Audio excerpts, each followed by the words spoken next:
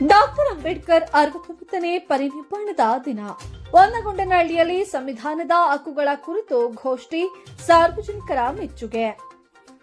ಇಂದು ಸಂವಿಧಾನ ಶಿಲ್ಪಿ Baba Saheb doctor B R Ambedkar ಅವರ 69ನೇ ಮಹಾಪರಿನಿರ್ವಾಣ ದಿನದ ಅಂಗವಾಗಿ ಸಿರಾ ತಾಲೂಕಿನ ಹೊನ್ನಗೊಂಡನಹಳ್ಳಿ ಗ್ರಾಮದಲ್ಲಿ ಮಧುಗಿರಿ ಸಂಘಟನಾತ್ಮಕ ಜಿಲ್ಲಾ ಘಟಕದ ವತಿಯಿಂದ ಅಂಬೇಡ್ಕರ್ ಪ್ರತಿಮೆಗೆ ವಿಶೇಷ ಮಾಲಾರ್ಪಣೆ ಹಾಗೂ ಉಪನ್ಯಾಸ ಕಾರ್ಯಕ್ರಮವನ್ನು ಯಶಸ್ವಿಯಾಗಿ ಆಯೋಜಿಸಲಾಗಿತ್ತು.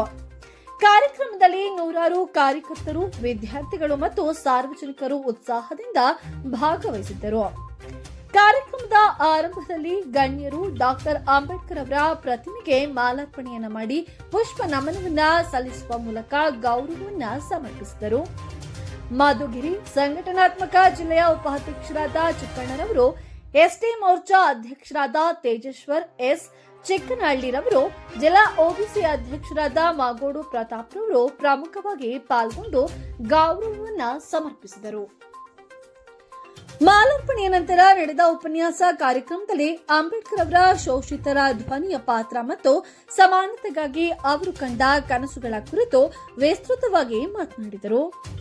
ಈ ಸಂದರ್ಭದಲ್ಲಿ ಮಾತನಾಡಿದ ಜಿಲ್ಲಾ ಉಪಾಧ್ಯಕ್ಷರಾದ ಚಿಕ್ಕಣ್ಣರವರು ಮಾತನಾಡಿ, ನಮಗೆ ಸಂವಿಧಾನವೇ ಪವಿತ್ರ ಗ್ರಂಥವಿದ್ದಂತೆ ಮತ್ತು ನಾವು ಅಂಬೇಡ್ಕರ್ ಅವರ ಆದರ್ಶಗಳನ್ನ ಪ್ರತಿ ಹೆಜ್ಜೆಯಲ್ಲಿಯೂ ಕೂಡ ಪಾಲಿಸಬೇಕು ಎಂದು ವಿವರಿಸಿದರು.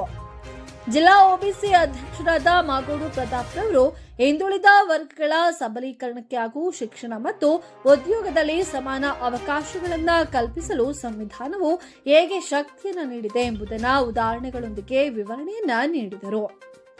ಅದೇ ರೀತಿ ಎಸ್ಟಿ ಮೋರ್ಚಾ ಅಧ್ಯಕ್ಷರಾದ ತೇಜೇಶ್ವರ್ ಎಸ್ ಚಿಕ್ಕನಹಳ್ಳಿರವರು, ಅಂಬೇಡ್ಕರ್ ಅವರು ಪರಿಶಿಷ್ಟ ಪಂಗಡದವರಿಗೆ ಸಂವಿಧಾನದ ಮೂಲಕ ಕಲ್ಪಿಸಿದ ಮೂಲಭೂತ ಹಕ್ಕುಗಳು ಮತ್ತು ರಕ್ಷಣಾತ್ಮಕ ಮೀಸಲಾತಿಯ ಕುರಿತು ವಿವರಣೆಯನ್ನ ನೀಡಿದರು.